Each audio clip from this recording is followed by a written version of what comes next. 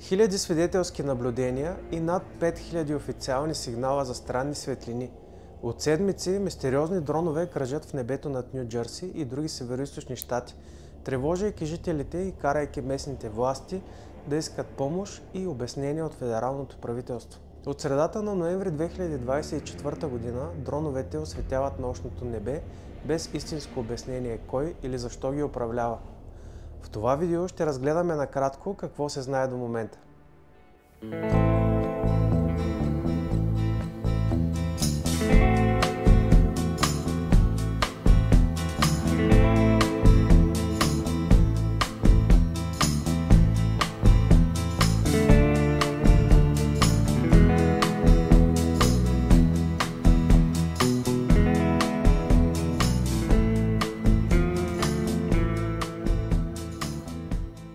През последните месеци небето над американския щат Ню Джерси се превърна в сцена на мистериозни явления. Наблюдават се много различни по форма и големина светлини, които се движат по различен начин в небето. Понякога летят във формация, а понякога поединично. Обектите са наблюдавани от много хора. Засечени са да летят и около жилищни квартали.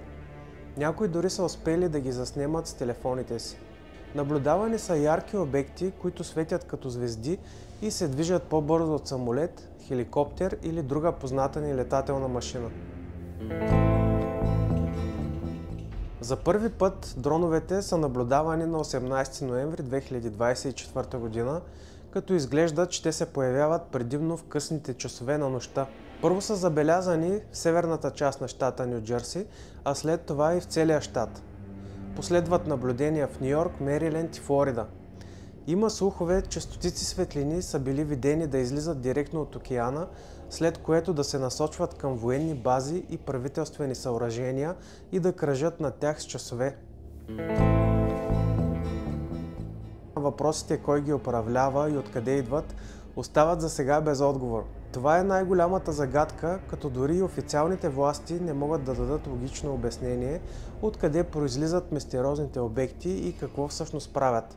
В съвместно изявление ФБР и Министерството на вътрешната сигурност заявиха, че няма доказателства към този момент докладваните наблюдения на дронове да представляват заплаха за националната сигурност или обществената безопасност. Подадени са множество сигнали към властите, но и досега те не дават официално обяснение за мистериозните светлини, които започват да се появяват вече над различни градове в цяла Америка. Всеки ден се появяват нови видеа с кадри на заснети обекти от граждани. Сенатори искат отговори от Пентагона, ЦРУ и ФБР.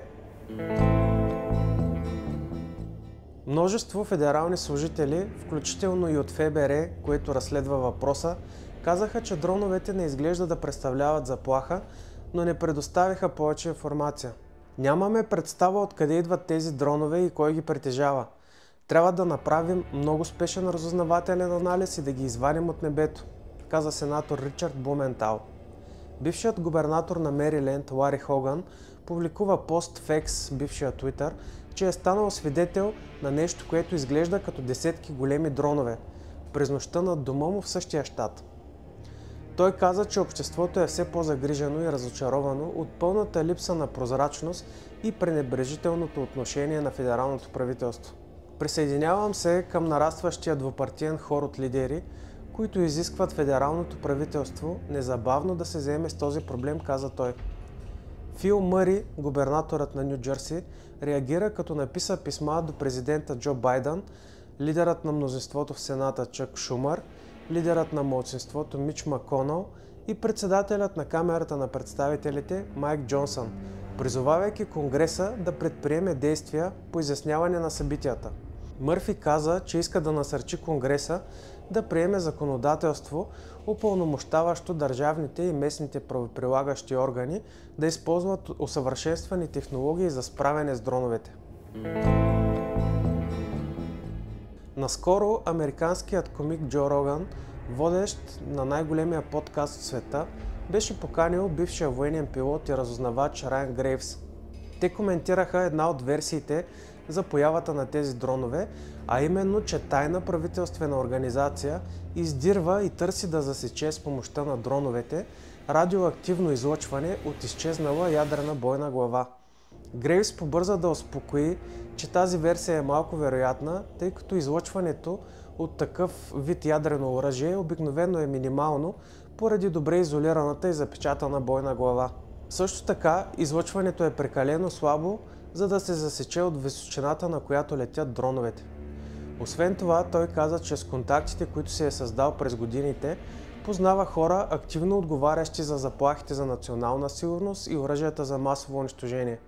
Той подчерта, че няма място за притеснение, тъй като към момента тези хора не са задействани. Следователно тази версия е малко вероятна. Но щом не е това, какво всъщност се случва? Той също не даде обяснение за феномена. Все още много въпроси остават без отговор. Ние продължаваме да следим темата. Ако ви е харесало видеото, абонирайте се за канала за още съдържание. Благодаря ви, че останахте с мен до край. Чао и до нови срещи!